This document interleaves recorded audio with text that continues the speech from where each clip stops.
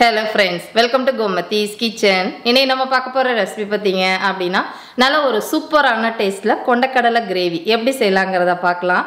இந்த கொண்டக்கடலை கிரேவின்னு பாத்தீங்கன்னா செய்யிறது ரொம்ப ஒரு ஈஸியான ரெசிபிங்க. இத நல்ல சாதத்துல ஊத்தி பிசைஞ்சு சாப்பிடுறதுக்கும் சரி, சப்பாத்தி, பூரி, நான் அதே மாதிரி தோசையோட வச்சு சாப்பிடுறதுக்கும் ரொம்பவே நல்லா இருக்குங்க. கட்டாயம் ட்ரை பண்ணி பாருங்க. இப்போ வாங்க இந்த கிரேவி எப்படி செய்யலாம்ங்கறத பார்க்கலாம். Gomati's Kitchen சப்ஸ்கிரைப் பண்ணாதவங்க சப்ஸ்கிரைப் பட்டனை பிரஸ் பண்ணிக்கோங்க. உடனுக்குடனே அப்டேட் வேணும் அப்படின்னா பக்கத்தில் இருக்க பெல் பட்டனில் ஆல்ங்கிற ஆப்ஷனை மறக்காமல் ப்ரெஸ் பண்ணி வச்சுக்கோங்க. இப்போ இந்த கொண்டக்கடலை கிரேவி பண்ணுறதுக்காக கொண்டக்கடலையை ஆல்ரெடி வேக வச்சுட்டேங்க. அதாவது ஒரு 3/4 கப் அளவுக்கு கொண்டக்கடலையை 6லேருந்து 8 மணி நேரம் ஊற வச்சுக்கோங்க.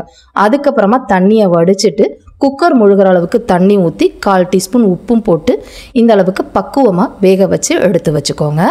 இப்போ கிரேவிக்கு மசாலா அரைச்சிட்டு கிரேவி செய்ய ஆரம்பிச்சிடலாம்.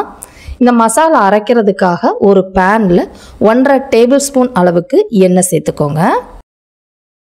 எண்ணெய் நல்லா காஞ்சதுக்கு அப்புறமா இதில் பெரிய வெங்காயம் ஒரு 100லேருந்து 120 கிராம் அளவுக்கு பெரிய வெங்காயமாக ஒரு வெங்காயம் சேர்த்துருக்கிறேன். மீடியம் சைஸில் இருந்தால் 2 வெங்காயம் சேர்த்துக்கோங்க. இப்போ இந்த வெங்காயம் நல்லா வெந்து வதங்கணும்.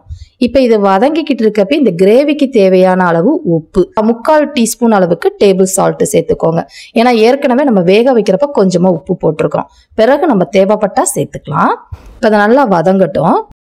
இப்போ பார்த்தீங்கன்னா வெங்காயம் ஒரு பாதி அளவு வதங்கிருச்சு. இப்போ இந்த சமயத்தில் இதில் ஃப்ளேவருக்காகவும் கொஞ்சம் பச்சை மிளகாய் காட்டத்துக்காக 2 பச்சை மிளகாய் மட்டும் போட்டு நல்லா வதக்கிக்கோங்க.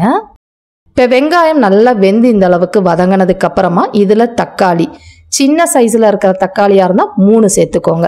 மீடியம் சைஸில் இருந்தால் 2 தக்காளி சேர்த்தா போதும்.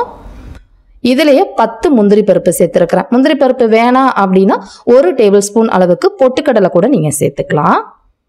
அடுத்ததாக 1 டீஸ்பூன் அளவுக்கு கசூரி மேத்தி அதாவது காஞ்ச வெந்தயக்கீரை சேர்த்துருக்கிறேன். அடுத்ததாக இதில் 1 டீஸ்பூன் அளவுக்கு சோம்பு சேர்த்துக்கோங்க. இப்போ போட்டிருக்கிற சாமான்கள் எல்லாமே நல்லா வெந்து வதங்கி வரட்டும். இப்போ பார்த்தீங்கன்னா தெரியும் எல்லா சாமான்களும் நல்லா வெந்து இந்த அளவுக்கு வந்துருச்சு. இந்த டைம் அடுப்பை ஆஃப் பண்ணிட்டு இதை நல்லா ஆற வச்சுடுங்க. இது ஆறுனதுக்கு அப்புறமா இதில் வந்து பார்த்தீங்கன்னா நம்ம கொஞ்சமாக கொண்டக்கடலையும் சேர்த்து போட்டு தான் அரைக்க போகிறோம். அதோட அளவுன்னு பார்த்தீங்கன்னா வெந்த கடலையிலேருந்து ஒரு 30 கடலை எடுத்து போட்டிங்கன்னா போதும். இப்போ இது இன்னுமே நல்லா ஆறி வரட்டுங்க.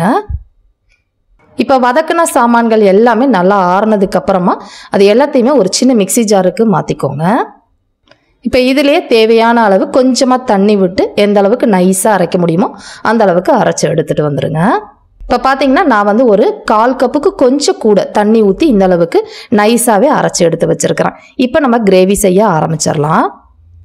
இப்போ கிரேவி செய்கிறதுக்காக ஒரு சட்டியில் 1லேருந்து 1.5 டேபிள் ஸ்பூன் அளவுக்கு எண்ணெய் சேர்த்துருக்குறேன். எண்ணெய் நல்லா காஞ்சதுக்கு அப்புறமா இதில் தாளிக்கிறதுக்காக ஹோல் கரம் மசாலா சேர்த்துக்கலாம். அதாவது பட்டை 1லேருந்து 1.25 இன்ச்சுக்கு 2, 4 கிராம்பு 2 பச்சை ஏலக்காய் போட்டு நல்லா இந்த அளவுக்கு பொரிய விடுங்க. பொரிஞ்சதுக்கு அப்புறமா இதில் இஞ்சி பூண்டு விழுது சேர்த்துக்கலாம். அதாவது 1/2 டேபிள் ஸ்பூன் அளவுக்கு இஞ்சி பூண்டு விழுது. இப்போ இது நல்லா வதங்கட்டும். இது வதங்கிக்கிட்டே இருக்கிறப்ப இதில் மசாலா பொடியெல்லாம் சேர்க்க ஆரம்பிச்சிடலாம். அடுப்பு தீயை கம்மியாக வச்சுக்கோங்க. இதில் ஒரு 1/4 டீஸ்பூன் மஞ்சள் பொடி போட்டு முதல்ல நல்லா கலந்து விட்டுக்கலாம் அடி பிடிக்காமல் இருக்கிறதுக்கு. இப்போ இதிலே வந்து பார்த்தீங்கன்னா 1 டீஸ்பூன் தனி மிளகாய் தூள் சேர்த்துருக்கிறேன். அடுத்ததாக சேர்க்க போகிற மசாலா பொடி சிக்கன் மசாலா. வீட்டில் அரைச்சது கடையில் வாங்கினது எதுவாக இருந்தாலும் ஒரு 2லேருந்து 2.5 டீஸ்பூன் அளவுக்கு சேர்த்துக்கோங்க. நீங்கள் வந்து வெஜிடேரியனாக இருக்கீங்க அப்படிங்கிற பட்சத்தில் இதில் கறி மசாலா பொடின்னு விற்கும் இல்லையா கடையில், அதுலேருந்து ஒரு 2.5 டீஸ்பூன் சேர்த்துக்கோங்க, சரியாக இருக்கும். இப்போ இதோட பச்சை வாசனை போகிற அளவுக்கு மிதமான தீயிலே நல்லா வதக்கணுங்க. ரொம்ப மசாலா கருகிடக்கூடாது. இந்த அளவுக்கு வதங்கினதுக்கு அப்புறமா அரைச்சி வச்சிருந்த அந்த வெங்காயம் தக்காளி விழுத முதல்ல மிக்சியை வழிச்சிட்டு சேர்த்துக்கோங்க. எக்ஸ்ட்ரா தண்ணி ஊற்ற வேண்டாம். இப்போ இது ஓரளவு நல்லா வதங்கி வரட்டும். அதுக்கப்புறமா தண்ணி சேர்த்துக்குவோம். இப்போ பார்த்தீங்கன்னா மசாலா நல்லா ஓரளவு வெந்து வந்திருக்குது. இந்த சமயத்தில் மிக்சி ஜாரில் ஒரு 1/4 கப்லேருந்து 1/2 கப்பு தண்ணி ஊற்றி அதை நல்லா மசாலாவை அலம்பிட்டு சேர்த்து இன்னும் நல்லா வதக்க விடுங்க. இப்போ இந்த மசாலா பாதி வதங்கினதுக்கு அப்புறமா இதில் நம்ம வீட்டில் அரைச்ச கரம் மசாலா அப்படி இல்லைன்னா கடையில் வாங்கினது எதுவாக இருந்தாலும் ஒரே 1 டீஸ்பூன் போட்டு நல்லா வதக்கி விடுங்க. இப்போ பார்த்தீங்கன்னா மசாலா நல்லா சுருள வதங்கி எண்ணெய் பிரிய ஆரம்பிக்குது இல்லையா, இந்த அளவுக்கு வதக்கணுங்க. அப்போ தான் அந்த கிரேவியோட டேஸ்ட் உங்களுக்கு நல்லாயிருக்கும். இந்த சமயத்தில் இந்த மசாலாவுக்கு தேவையான அளவு தண்ணி சேர்த்துக்கலாம். தண்ணியை பொறுத்த வரைக்கும் பச்சை தண்ணி சேர்க்கக்கூடாது, சுடுதண்ணி சேர்த்தா தான் நல்லாயிருக்கும். அதோட அளவுன்னு பார்த்தீங்கன்னா மெஷரிங் கப்பில் ஒரு 3லேருந்து 3.5 கப் அளவுக்கு தண்ணி சேர்த்துக்கோங்க, சரியாக இருக்கும். இதிலே நம்ம வேக வச்ச கொண்டக்கடலையும் வேக வச்ச அந்த தண்ணியோடைய சேர்த்துக்கோங்க. தண்ணியை வேஸ்ட் பண்ணிட வேண்டாம்.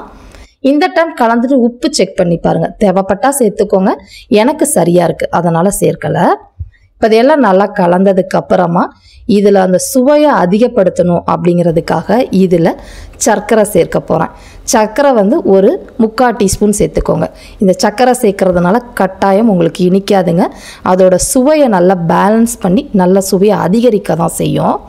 இதை சேர்த்து நல்லா கலந்துட்டு இப்போ நம்ம மூடி வச்சு நல்லா எண்ணெய் பிரிய வேக வச்சு எடுத்துக்கலாம். இப்போ பார்த்தீங்கன்னா நான் ஒரு 10லேருந்து 12 நிமிஷம் மீடியம் ஃப்ளேமில் வேக வச்சுருந்தேன். அந்த கிரேவிலேருந்து லைட்டாக எண்ணெய் பிரிய ஆரம்பிக்குது. கிரேவியும் நல்லா கொதிச்சு வந்துக்கிட்டு இருக்குது.